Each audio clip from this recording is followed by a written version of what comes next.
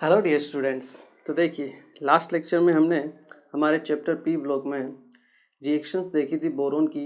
एक तो आपकी एसिड के साथ, ठीक है, और उसके अलावा बोरोन के जो हैलाइड्स होते हैं, जो रिएक्शन होती है हेलोजन के साथ, वो हमने देखी थी। हमने लुईस कैरेक्टर भी देखा था आपके बोरोन के हैलाइड्स का, ठीक है। इसके बाद हमने स्टार्ट किए थे कंपाउंड्स ऑफ बोरोन। उसमें सबसे पहले जो कंपाउंड आता है वो था आपके बोरेक्स, ठीक है ना, Na2B4O7.10H2O, ठीक है ना। ये इम्पोर्टेंट होता है और इसकी प्रॉपर्टीज़ भी इम्पोर्टेंट होती है। और इम्पोर्टेंट सबसे जो इम्पोर्टेंट चीज़ है इसमें वो होता है आपका बोरेक्स बीट टेस्ट, ठीक है, Na BO2+B2O3, ठीक है। तो ये जो बोरेक्स बीट टेस्ट होता है ये इम्पोर्टेंट होता है, ये आपको ध्यान रखना है, ठीक है ना, कि कैसे हम अपन करते हैं boric anhydride plus sodium borate, ठीक है। तो वहीं से हम आज आगे स्टार्ट करते हैं और आज हम उसका एक और कंपाउंड पढ़ते हैं, दैट इज़ बोरिक एसिड, जिसे हम ऑर्थोबोरिक एसिड भी बोलते हैं, ठीक है। देखिए, जो नेक्स्ट कंपाउंड है आपका इसी सीरीज में वो आता है आपका बोरिक एसिड, ठीक है, बोरिक एसिड, और इसे ही हम ऑर्थोबोरिक एसिड भी बोलते हैं, ऑर्थोबोरिक एसिड, ठीक है। इसका फॉर्मूला होता है H3BO3, ठीक है। देखिए, पहले तो इसे ऑर्थोबोरिक एसिड क्यों बोला जाता है, ये चीज़ इंपॉर्टेंट है, ध्यान रखने लायक है। ऑर्थोबोरिक एसिड उस एसिड को बोला जाता है, मतलब एसिड के आगे ऑर्थो कब लगता है, ऑर्थो तब लगता है जब आप उस एसिड में से एक H2O मोलिक्यूल निकाल सकते हो, ठीक है ना। जैसे H3BO3 है, उसमें से अगर आप एक मोलिक्यूल H2O का भी निकाल देते हो तो भी आपके पास HBO3 बचता है, HBO2, ठीक है ना। इसे हम बोलते हैं ऑर्थोबोरिक एसिड, और इसे हम बोलेंगे मेटाबोरिक एसिड। एक H2O निकलने के बाद जो एसिड बनता है उसे हम क्या बोलते हैं, मेटाबोरिक एसिड, ठीक है। तो इसलिए हम क्या बोलते हैं, इसको ऑर्थो बोल सकते हैं क्योंकि उसमें से एक H2O मॉलिक्यूल निकल सकता है, ठीक है। अगर इसी मेटाबोरिक एसिड को अगर हम हीट करते हैं तो आपके पास B2O3 भी बनता है, ठीक है ना। इसे हम बोरिक ऑक्साइड बोलते हैं, बोरिक ऑक्साइड, ठीक है।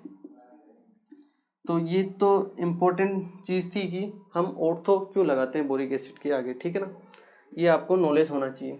अब अगर हम बात करें इसकी प्रिपरेशन की, कि इसको प्रिपेयर कैसे किया जाता है, तो इसको प्रिपेयर हम 2-3 मेथड से कर सकते हैं। अगर हम इसकी प्रिपरेशन के बारे में बात करें तो इसको हम एक तो आपके बोरोन के हेलाइड और बोरोन के नाइट्राइड उनसे बना सकते हैं, उनका अगर हम हाइड्रोलिसिस कर दें, या फिर बोरेक्स की रिएक्शन करवा दो आप एसिड के साथ, तब भी आपको H3BO3 मिल जाता है, ठीक है ना। तो अगर हम प्रिपरेशन की बात करें तो हम कह सकते हैं it is prepared the hydrolysis of boron compounds.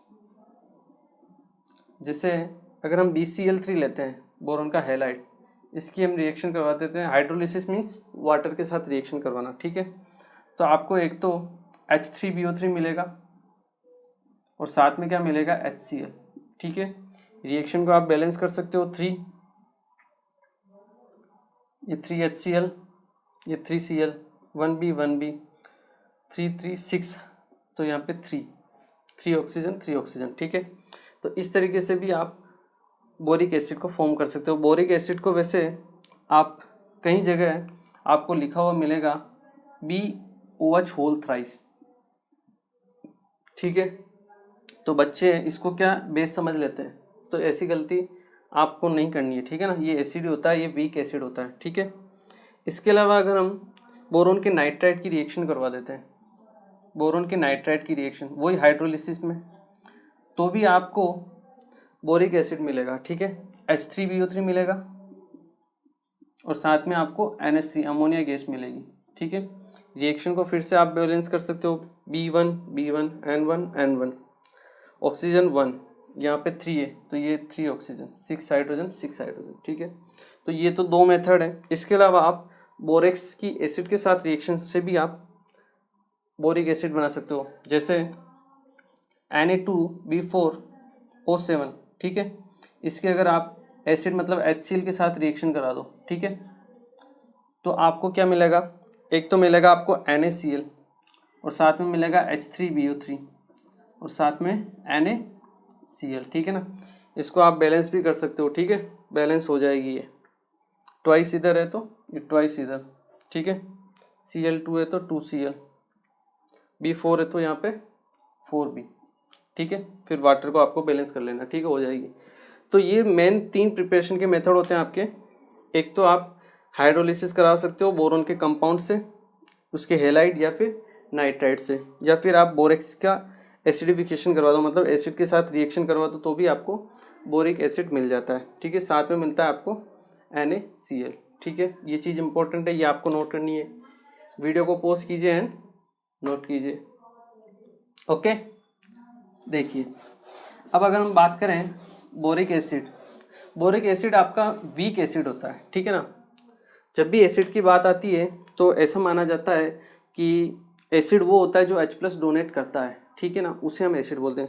But इसके केस में क्या होता है, ये H+ डोनेट करता है पर ये वाटर का जो H+ होता है वो डोनेट करता है, खुद का H+ डोनेट नहीं करता है कभी भी। ये एक इम्पोर्टेंट चीज़ होती है जो आपको याद होनी चाहिए। मैं आपको बताता हूँ कैसे। देखिए H3BO3 या फिर boric acid is a monoprotic acid. Monoprotic acid means जो एक H+ दे सकता हो, ठीक है। डाइप्रोटिक मतलब 2 H+ दे सकता हो। ट्राइप्रोटिक मीन्स जो 3 H+ दे सकता हो, ठीक है।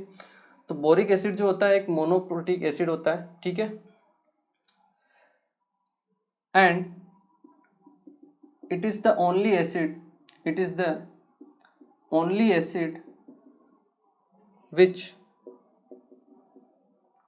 which is not give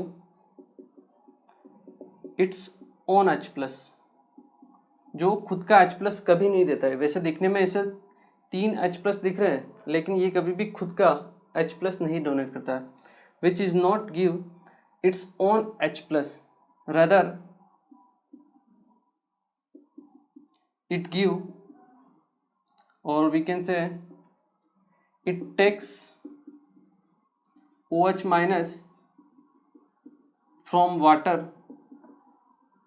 and releases H+। मतलब ये वाटर के H+ को ले लेता है तो अपने आप सॉल्यूशन में वाटर के OH- को ले लेता है, तो अपने आप सॉल्यूशन में H+ बच जाता है, ठीक है। तो इस तरीके से ये खुद का H+ नहीं देता है, वाटर का OH- ले लेता है, तो अपने आप H+ रिलीज हो जाता है। इसलिए आपका वीक एसिड तो होता ही है और साथ में मोनोप्रोटिक एसिड भी होता है, ठीक है। इसकी रिएक्शन कैसे होती है देखिए, मैं आपको बताता हूँ।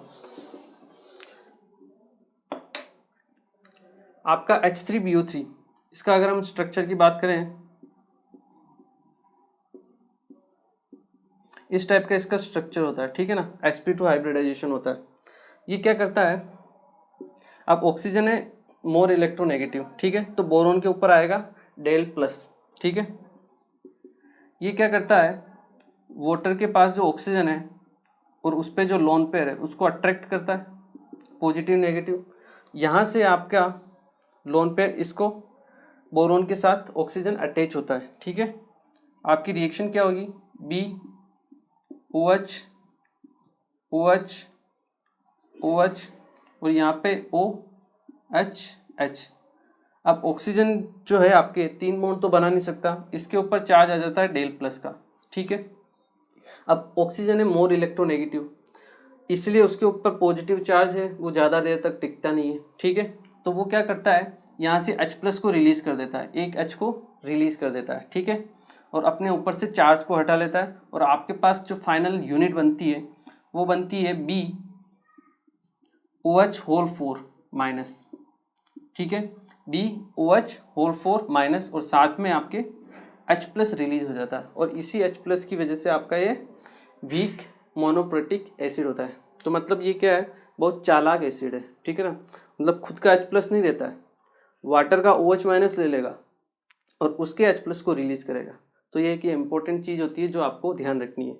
बाकी सब एसिड जैसे HCl है तो खुद का H+ देता है, H2SO4 है खुद का H+ देता है, बट ये क्या करता है, वाटर में से H+ रिलीज करवाता है जबकि खुद का H+ नहीं देता है। ठीक है ना, ये इंपॉर्टेंट चीज़ है जो आपको ध्यान रखनी है इसके केस में। ठीक है, इसको नोट कीजिए। फिर हम इसका स्ट्रक्चर देख लेते हैं। इसका स्ट्रक्चर भी इंपॉर्टेंट होता है H3BO3 का, क्योंकि उसमें आपका हाइड्रोजन बॉन्ड बनता है। ठीक है, एक बार आप इसे नोट कीजिए।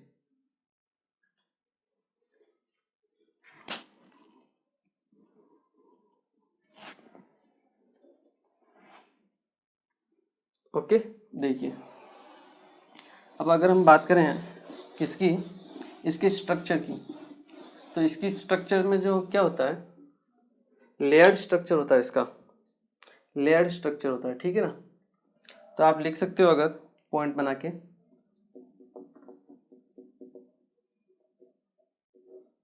ठीक है, it has layered structure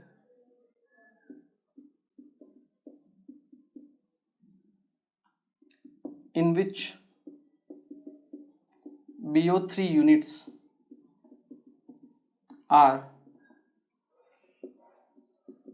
joined by hydrogen bond.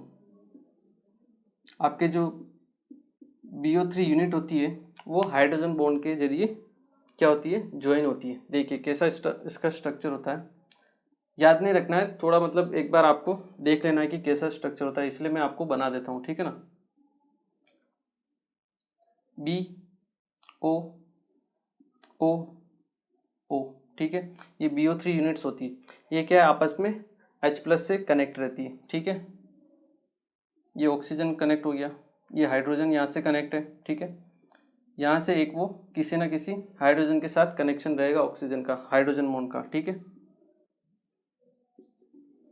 ये आपका H, ये आपका आगे किसी के साथ। ठीक है, ये जो ऑक्सीजन है फिर किसी ना किसी H के साथ बॉन्ड बनाएगा और H किसी ना किसी ऑक्सीजन के साथ फिर से आपका हाइड्रोजन बॉन्ड शो करेगा। मतलब एक तो आपका नॉर्मल बॉन्ड है, ठीक है, और एक क्या है आपका जो डैश लाइन में वो क्या है आपका हाइड्रोजन बॉन्ड। ठीक है,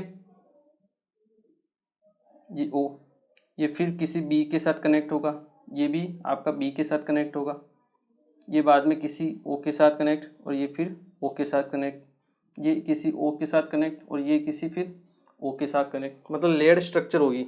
ठीक है, और आगे देखना चाहते हो तो ये H+ यहाँ से जुड़ा,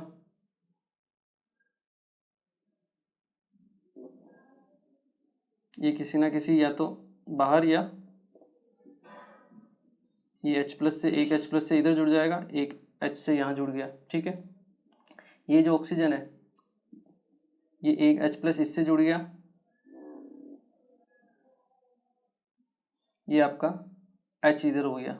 ठीक है, यहाँ से ये एक H हो गया, इधर से डैश लाइन के साथ हाइड्रोजन बॉन्ड बना गया, फिर आपका ऑक्सीजन, फिर किसी डैश के साथ हाइड्रोजन बॉन्ड के साथ ऑक्सीजन, फिर आपका ऑक्सीजन, फिर आपका B, इधर B, इधर O, इधर आपका B,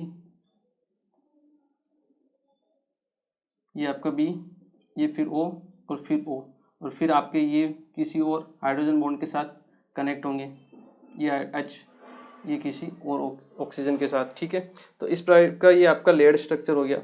इस तरफ देखें, हम इस तरफ मूव करते हैं तो ये आपका H, ठीक है, फिर ये ऑक्सीजन के साथ, फिर ये किसी और ऑक्सीजन के साथ, ये आपका B,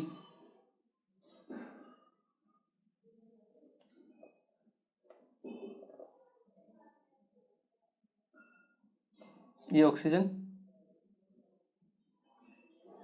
ये हाइड्रोजन। ठीक है, ये किसी और हाइड्रोजन के साथ में, ये ऑक्सीजन के साथ में आपका B रहेगा, B फिर किसी और ऑक्सीजन के साथ में कांटेक्ट में करेगा, यहाँ से हाइड्रोजन H+ इधर देगा, एक इस टाइप से बनाएगा। ठीक है, तो ये जो स्ट्रक्चर है लेयर टाइप का स्ट्रक्चर रहेगा, जिसमें आपका क्या है, मेन चीज़ आपको स्ट्रक्चर याद नहीं रखना है। ठीक है ना, BO3 जो यूनिट्स होती है वो जो ऑक्सीजन है आपका, एक तो कंप्लीट बॉन्ड बनाएगा, नॉर्मल बॉन्ड, एक क्या बनाएगा आपका हाइड्रोजन बॉन्ड, एक नॉर्मल बॉन्ड, एक आपका हाइड्रोजन बॉन्ड, एक नॉर्मल आपका एक हाइड्रोजन बनाएगा, ठीक है ना। मतलब ऑक्सीजन के 2 बॉन्ड तो रहते ही हैं, एक किसके साथ रहेगा आपका हाइड्रोजन बॉन्ड के साथ, ठीक है। सब में स्ट्रक्चर जो है आपके रिपीट होते रहेंगे, ठीक है। तो इस टाइप का आपका स्ट्रक्चर होता है, लेयर टाइप का स्ट्रक्चर होता है, ठीक है।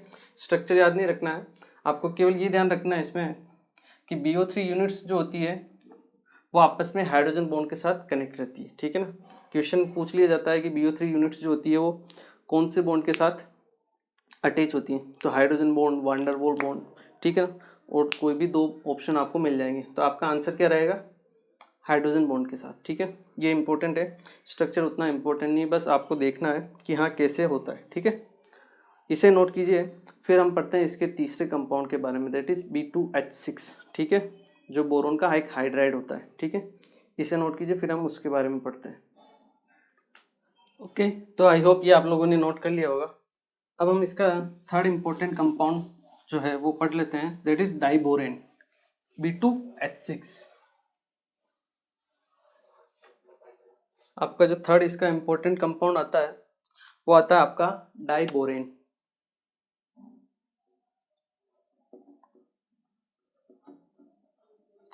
जिसे हम B2H6 बोलते हैं, बोरोन हाइड्राइड जो होता है, ठीक है। अगर इसकी हम बात करें तो सबसे पहले तो इसका स्ट्रक्चर इंपॉर्टेंट होता है। आई थिंक ये आप लोगों को याद भी होगा कि इसका जो स्ट्रक्चर होता है कुछ इस टाइप का होता है, ये H,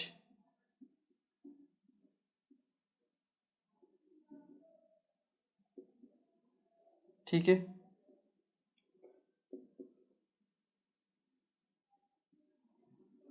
इसमें क्या होता है, आपके जो बोरोन होता है ये जो हाइड्रोजन होता है इसे हम बोलते हैं ब्रिज हाइड्रोजन।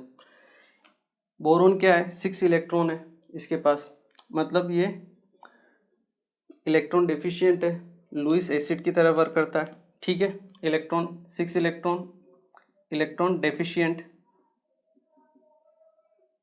मतलब ये एक लुईस एसिड की तरह वर्क करेगा, ठीक है। बोरोन के पास क्या होता है, sp2 हाइब्रिडाइज ऑर्बिटल्स होता है खाली। हाइड्रोजन बोरोन क्या करता है, अपने sp2 हाइब्रिडाइज ऑर्बिटल के साथ और हाइड्रोजन के 1s ऑर्बिटल के साथ ओवरलैपिंग शो करता है, ठीक है। अपनी इलेक्ट्रॉन डेफिशिएंसी को खत्म करने के लिए क्या करेगा ये आपका, ये जो हाइड्रोजन है, ठीक है, उसके साथ ये क्या करेगा, हाइब्रिडाइजेशन शो करेगा, ठीक है। और ये आपका इधर से भी ये जो आपका हाइड्रोजन रहेगा, हाइड्रोजन है आपका 1s, ठीक है। और ये है आपका sp2 और 1s में आपकी ओवरलैपिंग होगी, बोरोन के sp2 हाइब्रिडाइज ऑर्बिटल और हाइड्रोजन के 1s ऑर्बिटल के साथ ओवरलैपिंग होगी, ठीक है। इसी तरह सेम नीचे भी आपके ये जो हाइड्रोजन है ये ओवरलैपिंग शो करेगा आपके वही बोरोन प्लस ये बोरोन के साथ, ठीक है। ये हाइड्रोजन 1s, ठीक है, ये आपके sp2। तो इसमें आपके हुआ क्या, डीलोकलाइज ऑर्बिटल्स बनते हैं। क्या बनते हैं, डीलोकलाइज ऑर्बिटल्स। मतलब क्या होता है कि ये जो आपका हाइड्रोजन के पास 2 इलेक्ट्रॉन होते हैं, हाइड्रोजन के पास को उसका खुद का 1 इलेक्ट्रॉन है, ठीक है। बोरोन क्या करता है, कभी इस हाइड्रोजन के साथ बॉन्ड बनाता है और कभी इस हाइड्रोजन के साथ बॉन्ड बनाता है। मतलब एट ए टाइम वो केवल एक हाइड्रोजन के साथ बॉन्ड बनाता है, बट वो इतना फ्लक्चुएट होता है कि फ्रिक्शन ऑफ सेकंड में आपको इसमें भी बॉन्ड दिखेगा और इसमें भी बॉन्ड दिखेगा, ठीक है ना। इस टाइप के जो बॉन्ड होते हैं उन्हें हम बोलते हैं बनाना बॉन्ड। या फिर यहाँ आप देखोगे तो sp2 यहाँ बोरोन के 2 इलेक्ट्रॉन काम में आएंगे, ठीक है। और ये आपका वेकेंट रहेगा एक, यहाँ पे इस बोरोन के आपके 2 इलेक्ट्रॉन काम में आएंगे, ठीक है, एक हाइड्रोजन का एक बोरोन का। और यहाँ पे ये जो sp2 हाइब्रिडाइज ऑर्बिटल्स रहेगा ये रहेगा आपका ब्लैंक खाली, ठीक है। तो इसका मतलब आपके एक तो बोरोन, एक हाइड्रोजन और एक बोरोन, मतलब 3 तो आपके सेंटर होते हैं और इसमें आपके 2 इलेक्ट्रॉन ही पार्टिसिपेट कर पाते हैं। इसीलिए इस टाइप के जो बॉन्ड होते हैं उन्हें हम बोलते हैं 3c2e बॉन्ड, 3c2e बॉन्ड, या फिर 3 सेंटर 2 इलेक्ट्रॉन बॉन्ड, ठीक है। इसलिए ये इंपॉर्टेंट होता है, इसे हम बनाना बॉन्ड भी बोलते हैं, मतलब इलेक्ट्रॉन डेंसिटी आपके ऊपर की तरफ रहेगी। अगर इसका मैं दूसरा डायग्राम बनाऊं तो देखिए,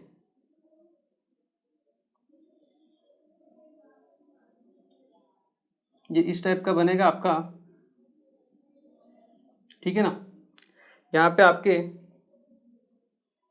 बोरोन रहेगा, ये आपके हाइड्रोजन, इन्हें हम बोलते हैं टर्मिनल हाइड्रोजन, ठीक है।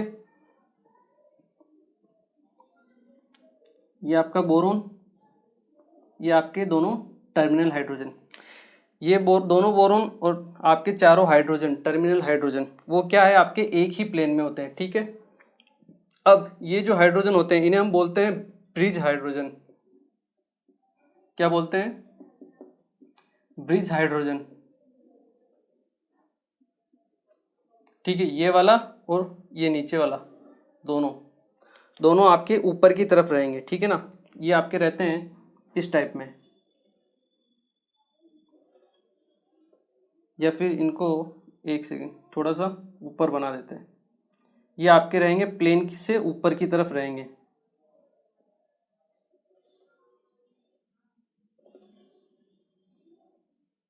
यहाँ पे, ठीक है। ये आपका हाइड्रोजन, ये इस तरह ब्रिज हाइड्रोजन की फॉर्म में रहते हैं, और एक आपका हाइड्रोजन रहेगा आपका प्लेन में नीचे की तरफ, ठीक है ना। एक प्लेन के ऊपर और दूसरा प्लेन के नीचे। मतलब अगर मैं आपको पूछूं कि B2H6 में maximum number of atoms in one plane तो कितने होंगे? 6, 1 2 3 4 5 6, मतलब इस टाइप का आपका प्लेन है। तो अगर यही मैं आपको पूछूं कि number of atoms, minimum number of atoms in one plane, तो क्या होगा आंसर? तो मिनिमम नंबर ऑफ एटम्स हो जाएंगे आपके 4। क्यों? क्योंकि उस टाइम जो प्लेन आपका ये था, अब हम प्लेन इसे काउंट करेंगे, एक हाइड्रोजन ऊपर एक नीचे और दोनों बोरोन आपके, ये भी आपका एक प्लेन की तरह वर्क करेगा, और यहाँ पे मिनिमम 4 ही रहेंगे, ठीक है। तो मैक्सिमम पूछे तो 6 और मिनिमम पूछे तो 4, ठीक है। क्योंकि उस टाइम फिर ये वाला प्लेन हम काम में ले लेंगे, एक हाइड्रोजन ये और दोनों बोरोन भी इसी प्लेन में लाई करेंगे, ठीक है। तो यहाँ आप लिख भी सकते हो, ठीक है ना, मिनिमम नंबर ऑफ या फिर maximum number of atoms in one plane कितने होंगे आपके? 6। वहीं अगर आपको मिनिमम पूछ लिया जाए, minimum number of atoms in one plane, तो क्या रहेंगे आपके? 4, ठीक है। ये तो इसकी स्ट्रक्चर की बात। ये जो ऑर्बिटल होता है ये आपका BHB का, ये होता है डीलोकेलाइज्ड ऑर्बिटल। क्या होता है आपका? डीलोकेलाइज्ड ऑर्बिटल।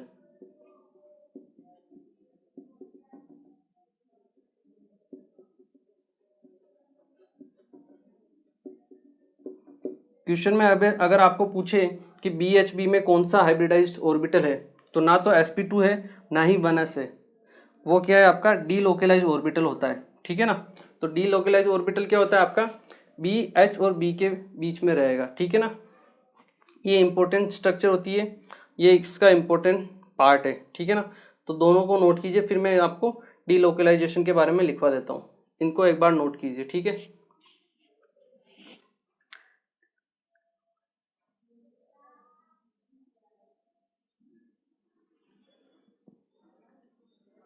ओके, देखिए डीलोकेलाइजेशन के बारे में अगर आपको लिखना है तो आप लिख सकते हो कि डीलोकेलाइज ऑर्बिटल जो होते हैं वो कैसे फॉर्म होते हैं। तो आप लिख सकते हो delocalized orbitals are formed by overlapping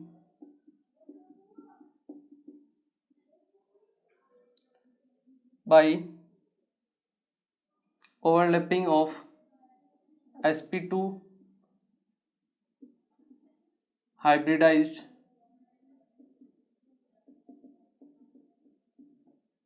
orbitals of boron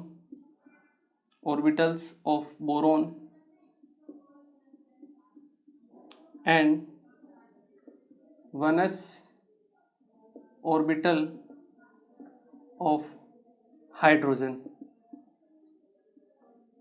आपके ये जो डीलोकलाइज ऑर्बिटल बनते कैसे हैं आपके, by overlapping of sp2 hybridized orbitals of boron and 1s orbital of hydrogen. ठीक है, इस वजह से आपके ये डीलोकलाइज ऑर्बिटल्स फॉर्म होते हैं। डीलोकलाइज का मतलब क्या है, एक ही जगह नहीं रहते, वो क्या घूमते रहते हैं, फ्लक्चुएट होते रहते हैं। ठीक है ना, फिक्स नहीं रहते, इसलिए हम इनको क्या बोलते हैं, डीलोकलाइज्ड ऑर्बिटल्स बोलते हैं। ठीक है, अब इस इन जो आपके ये हाइड्रोजन है इन्हें हम क्या बोलते हैं, ब्रिज हाइड्रोजन। और ये जो आपके होते हैं बाहर, इन्हें हम क्या बोलते हैं, टर्मिनल हाइड्रोजन। क्या बोलते हैं, टर्मिनल हाइड्रोजन। यहाँ मैं लिख देता हूँ, इन्हें हम क्या बोलते हैं, टर्मिनल हाइड्रोजन, टर्मिनल हाइड्रोजन। ठीक है, तो अगर हम बात करें इनकी लेंथ की,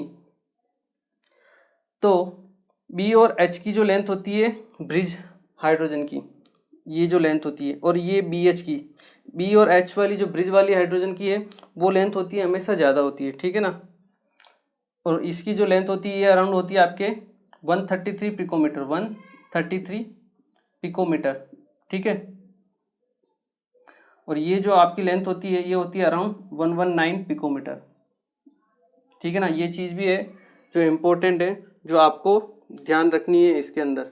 ठीक है, ठीक है, ये चीज़ आपको ध्यान रखनी है। इसके अलावा अगर इसमें एक क्वेश्चन और भी आपको पूछा जा सकता है कि बी एच का ये बॉन्ड और बी एच का ये बॉन्ड, इन दोनों में से कौन सा स्ट्रॉन्ग बॉन्ड है, तो बी और ये वाला जो एच बॉन्ड रहेगा आपका ब्रिज हाइड्रोजन वाला, वो स्ट्रॉन्ग रहेगा। क्यों, क्योंकि यहाँ पे जो दो इलेक्ट्रॉन है वो 3 न्यूक्लियस के अट्रैक्शन फोर्स में, मतलब उनके ऊपर 3 न्यूक्लियस का अट्रैक्शन है, 3 एटम का, 3 न्यूक्लियस हम बोल सकते हैं। जैसे एक तो बोरोन है, एक हाइड्रोजन है, और एक दूसरा वापस आपका बोरेन है। ठीक है ना, तो हम कहेंगे ये वाला जो बॉन्ड रहेगा वो आपका स्ट्रॉन्गर रहेगा। ठीक है ना,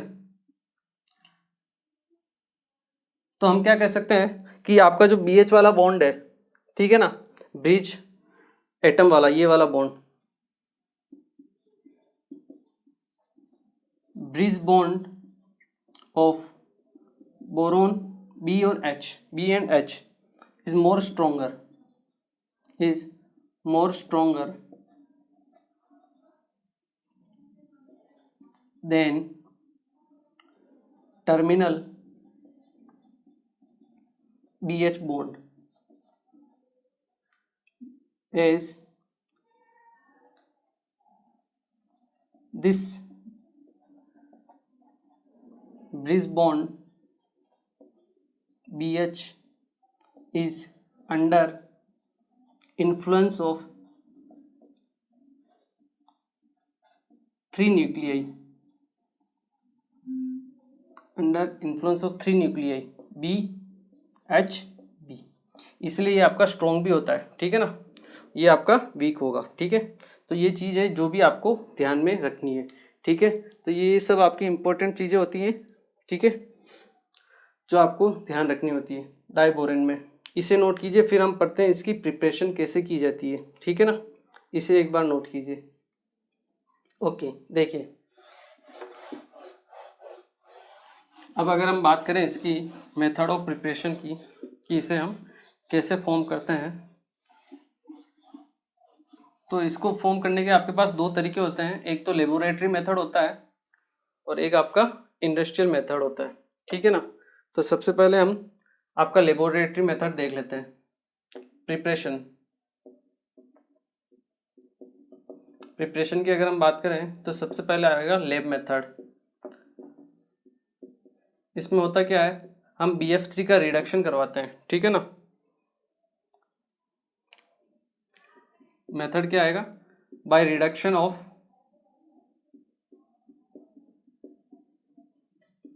BF3 by lithium aluminium hydride LiAlH4।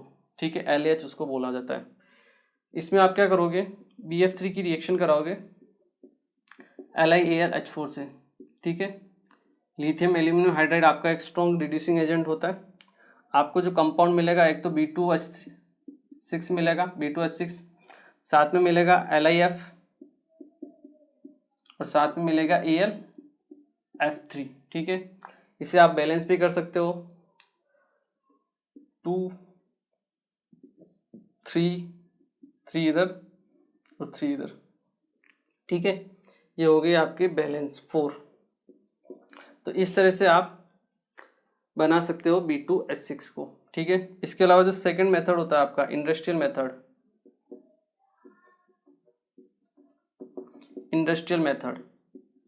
Industrial method में क्या होता है, हम BF3 का ही रिडक्शन करवाते हैं, बट वहाँ पे हम लिथियम एल्यूमिनियम हाइड्राइड नहीं लेते हैं, वहाँ हम सोडियम NaF लेते हैं, सोडियम फ्लोराइड, ठीक है ना। तो उसके हिसाब से हम रिडक्शन करवाते हैं। तो आप लिख सकते हो यहाँ पे by reduction of BF3 by NaF, ठीक है।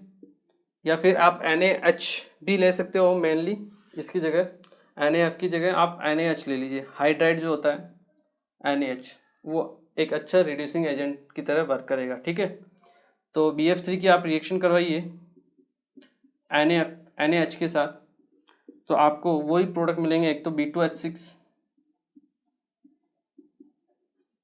और NaF आपको फॉर्म होगा, ठीक है। आप रिएक्शन को बैलेंस कर सकते हो, 6 हाइड्रोजन इधर, 6 इधर, 6 Na इधर, ट्वाइस BF3, ठीक है। ये हो गई आपकी रिएक्शन बैलेंस। तो मेनली डाइबोरेन को बनाने के 2 ही तरीके हैं रिडक्शन के जरिए। लेबोरेटरी में अगर आपको रिडक्शन करवाना है तो लिथियम एल्यूमिनियम हाइड्राइड के साथ, इंडस्ट्रियल पर्पज पे करवाना है तो सोडियम हाइड्राइड के साथ रिएक्शन करवा दो, ठीक है। ये होते हैं मेन रिएक्शन। अब इनकी कुछ प्रॉपर्टीज़ के बारे में पढ़ लेते हैं। इसके अलावा मैं आपको एक और चीज़ बता देता हूँ कि जो आपके डाइबोरेन होते हैं, जो बोरेन होते हैं, वो 2 टाइप के होते हैं, ठीक है ना। यहीं आप लिख लीजिए, टाइप्स ऑफ बोरेन, बस इसको एक बार आप देखना है, ठीक है ना। इसमें कोई ज़्यादा वो नहीं है।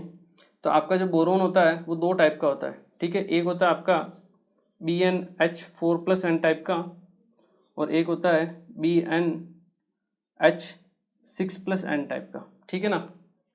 जो आपका डाइबोरेन है वो BnH4+N टाइप का है। N बराबर 2 रखोगे, 2 रखोगे तो B2H6, ठीक है। BnH4+N, ठीक है। तो ये 2 टाइप्स के आपके बोरेन होते हैं, ठीक है ना। ज़्यादा इंपॉर्टेंट नहीं है, ऐसे ही आपके जनरल नॉलेज के लिए आपको पता होना चाहिए, ठीक है। इसे नोट कीजिए। फिर हम पढ़ते हैं आपकी प्रॉपर्टीज़ के बारे में कि डाइबोरेन की क्या क्या प्रॉपर्टीज़ होती है, ठीक है। एक बार आप इसे नोट कीजिए। ओके, देखिए अब हम पढ़ते हैं इसकी प्रॉपर्टीज़ के बारे में।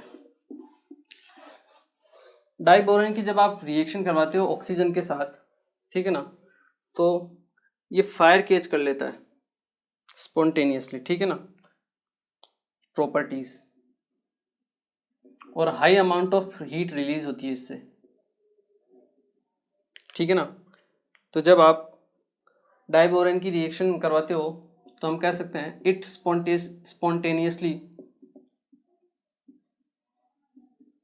कैचेज फायर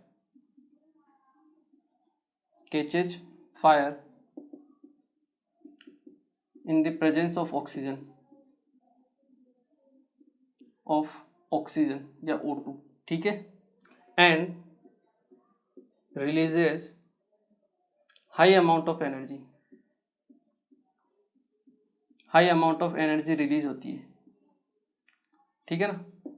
देखिए B2H6 की अगर हम रिएक्शन करवाएं O2 के साथ तो आपका एक तो B2O3 बनता है, साथ में H2O, ठीक है, वाटर रिलीज होता है।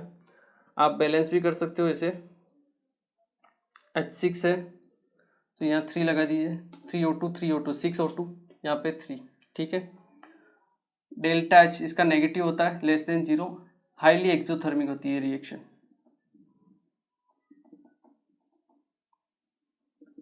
हाईली एक्सोथर्मिक होती है,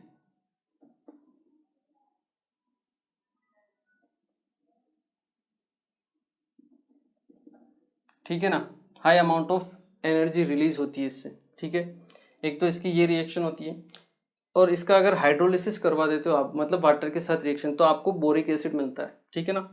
तो आप ये पॉइंट भी लिख सकते हो, on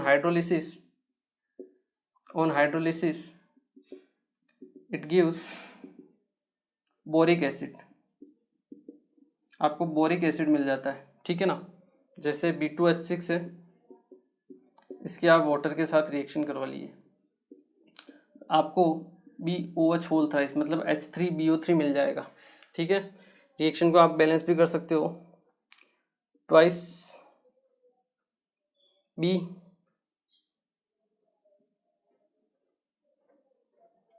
6 oxygen, 6 oxygen, twice B 6 hydrogen, और साथ में आपके हाइड्रोजन गैस रिलीज होती है 6 6 12 18 है, 18 है तो यहाँ पे 6H2। ठीक है ना, ये होगी आपकी बैलेंस। तो दो रिएक्शन तो इसकी इंपॉर्टेंट है इसी, आपकी ऑक्सीजन के साथ स्पॉन्टेनियस फायर कैच कर लेता है। ठीक है, हाई एक्सोथर्मिक रिएक्शन होती है। दूसरी हाइड्रोलिसिस करवाने पर आपका बोरिक एसिड फॉर्म होता है।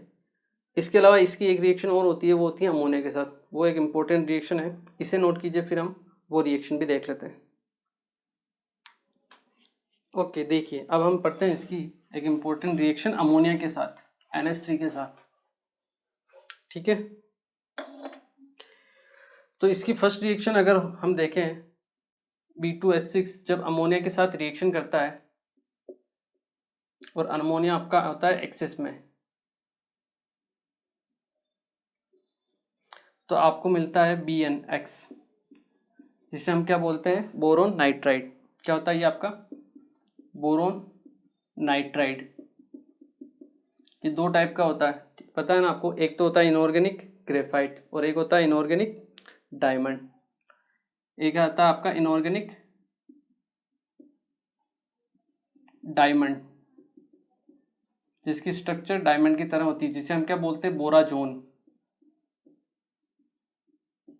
ठीक है, एक होता है आपका इनऑर्गेनिक ग्रेफाइट।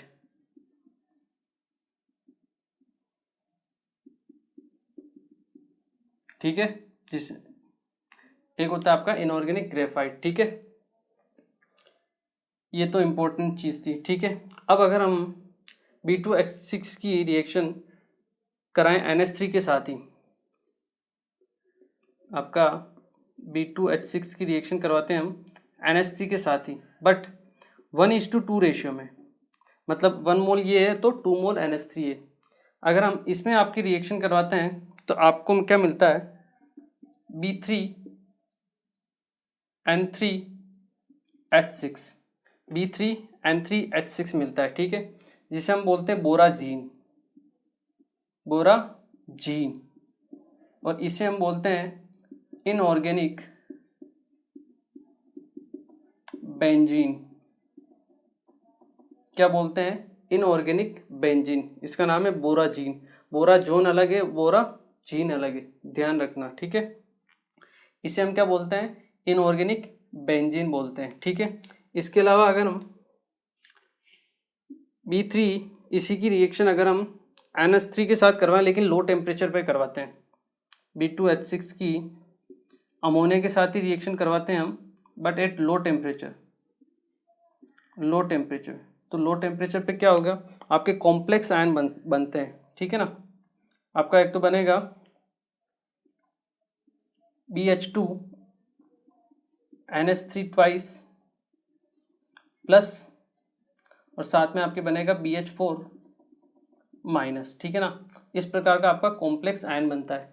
और इस कॉम्प्लेक्स आयन को जब आप हीट करते हो, इसे जब आप हीट करते हो तो आपको दोबारा बोराजीन मिलता है। ये चीज़ है, ये भी आपको ध्यान रखनी है।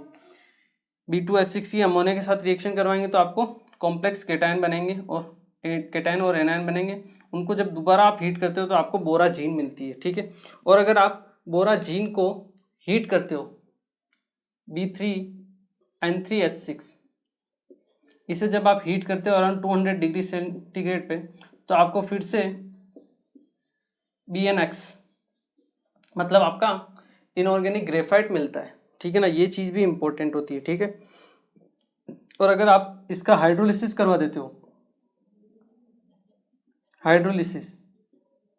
हाइड्रोलिसिस करवाने पे आपको एक तो अमोनिया मिलेगी, हाइड्रोलिसिस मतलब वाटर के साथ रिएक्शन, एक तो आपको अमोनिया मिलेगी, एक H3BO3 मिलेगा, बोरिक एसिड, और साथ में H2 गैस रिलीज होती है।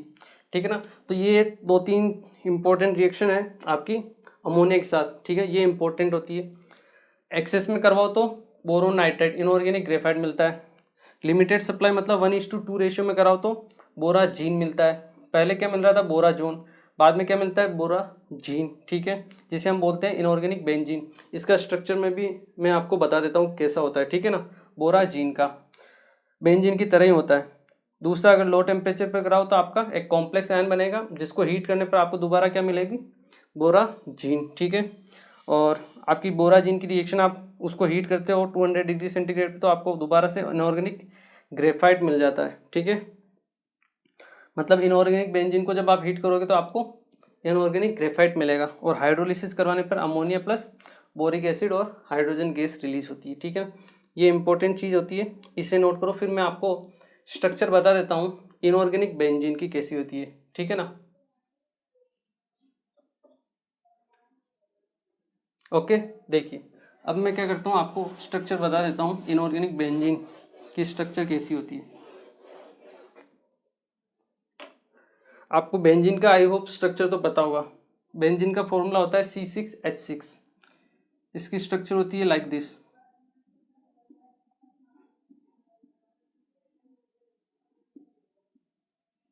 ठीक है।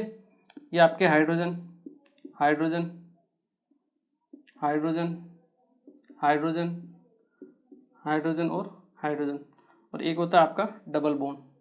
ये तो होता है आपका बेंजीन। क्या होता है आपका, बेंजीन, ठीक है। अब आता है आपका इनऑर्गेनिक बेंजीन। क्या फॉर्मूला था, B3N3H6। जैसे यह तो आपका था C6H6, ये होता है B3N3H6। याद नहीं होना तो कैसे याद रखना है, बोरोन और नाइट्रोजन के बीच में क्या आता है, कार्बन। मतलब बेंजीन का तो याद है ना, तो कार्बन से एक कम कर दो और कार्बन से एक ज़्यादा ले लो।